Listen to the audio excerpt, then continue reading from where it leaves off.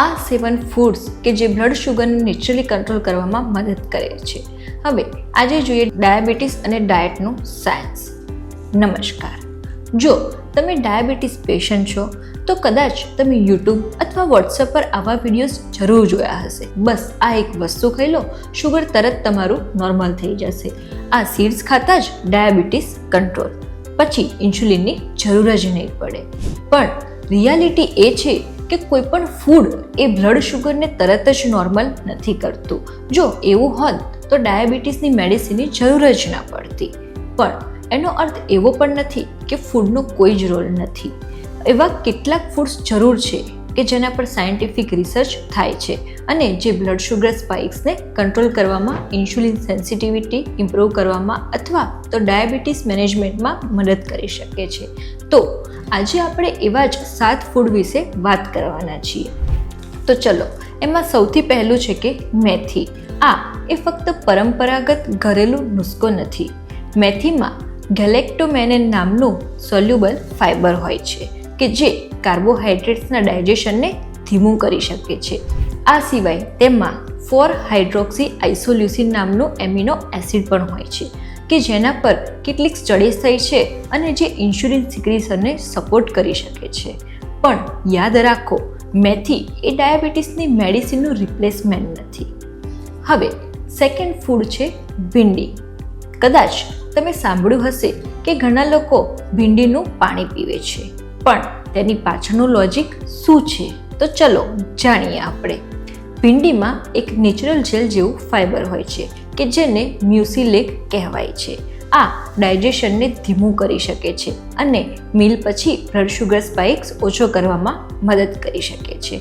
પણ ફક્ત ભીંડાનું પાણી પીવાથી ડાયાબિટીસ કંટ્રોલ થઈ જશે, આ વાતને સપોર્ટ કરતો મજબૂત સાયન્ટિફિક એવિડન્સ હાલમાં અવેલેબલ નથી. એટલે આખા ભીંડાને ડાયટનો ભાગ બનાવવો વધુ પ્રેક્ટિકલ અપ્રોચ છે. હવે ત્રીજું ફૂડ છે દાલચીની એટલે કે તજ.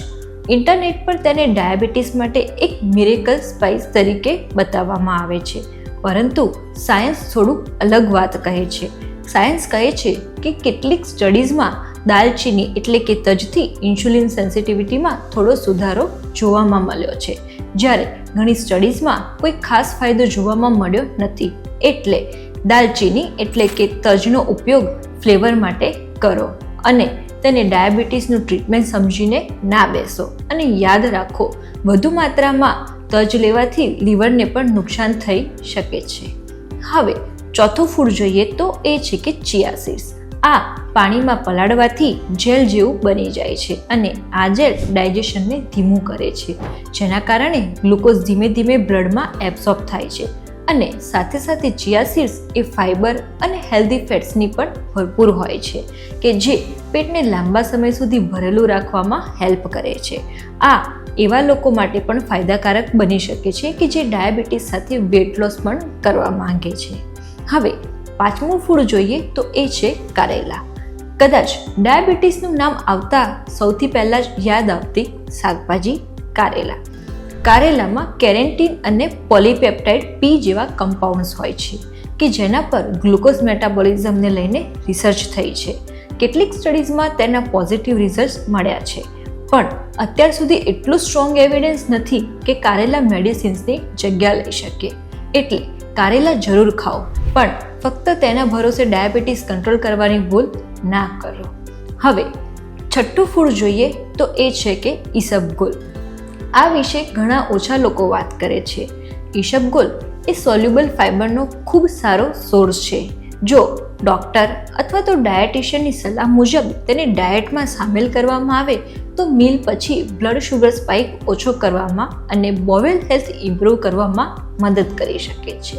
પણ તેને હંમેશા પૂરતા પાણી સાથે જ લેવું જોઈએ. અને સાતમું ફૂડ છે આમળા. આમળા એ વિટામિન સી અને પોલિફિનોલથી ભરપૂર હોય છે. કેટલીક રિસર્ચ બતાવે છે કે આ ઓક્સિડેટિવ સ્ટ્રેસ ઓછો કરવામાં અને મેટાબોલિક હેલ્થને સપોર્ટ કરવામાં મદદ કરી શકે છે. ડાયાબિટીસમાં ઓક્સિડેટિવ સ્ટ્રેસ પણ એક મહત્વપૂર્ણ ફેક્ટર છે. એટલે જ સિઝનલ ફ્રેશ આમળાને બેલેન્સ ડાયટનો ભાગ બનાવો એ એક સારી આદત બની શકે છે. પણ પેકેજ આમળા કેન્ડી અથવા તો વધુ ખાંડવાળા મુરબ્બાથી એ જ ફાયદો મળતો નથી. હવે અહીંયા એક વાત સમજવી ખૂબ જ જરૂરી બને છે કે આ 7 ફૂડમાંથી એક પણ ડાયાબિટીસનું ટ્રીટમેન્ટ નથી.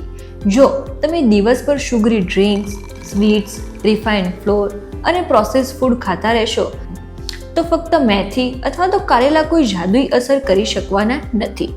બ્લડ શુગર કંટ્રોલ કોઈ એક ફૂડથી નથી થતું, પણ સંપૂર્ણ ઇટિંગ પેટર્નથી થાય છે. તો સૌથી સારા રિઝલ્ટ ત્યારે મળે છે કે જ્યારે બેલેન્સ ડાયટની સાથે રેગ્યુલર વોકિંગ, સ્ટ્રેન્થ ટ્રેનિંગ, સારી ઊંઘ, સ્ટ્રેસ મેનેજમેન્ટ અને ડૉક્ટરે પ્રિસ્ક્રાઇબ કરેલી મેડિસિન પણ ચાલુ રાખવામાં આવે. આ કોમ્બિનેશનથી જ બ્લડ શુગર અને HbA1c ને લોંગ ટર્મમાં કંટ્રોલ કરવું શક્ય બને છે. તો આજના વિડીયોમાંથી ફક્ત એક વાતને યાદ રાખો કે ડાયાબિટીસમાં મિરેકલ ફૂડ નથી હોતા, પણ સાયન્ટિફિકલી સાચા ફૂડ્સને તમારી રોજની ડાયટનો ભાગ બનાવવો ચોક્કસ એક સ્માર્ટ ડિસિઝન બની શકે છે. તો તમારી મેડિસિન્સ બંધ કરીને કોઈ એક નુસ્ખા પર ભરોસો બિલકુલ ના કરો. સાયન્સ હંમેશા બેલેન્સ શીખવાડે છે, શોર્ટકટ નહીં. જો તમે ડાયાબિટીસ મેનેજ કરી રહ્યા છો તો કોમેન્ટ્સમાં જરૂર જણાવો કે આ બધામાંથી કયું ફૂડ તમે તમારી ડાયટમાં સામેલ કરો છો. જો આ વિડીયો તમને ઇન્ફોર્મેટિવ લાગ્યો હોય તો લાઈક કરો, શેર કરો અને આવી જ એવિડન્સ બેઝડ હેલ્થ વિડીયો માટે અમારા ચેનલને સબસ્ક્રાઈબ કરવાનું ભૂલશો નહીં. ધન્યવાદ.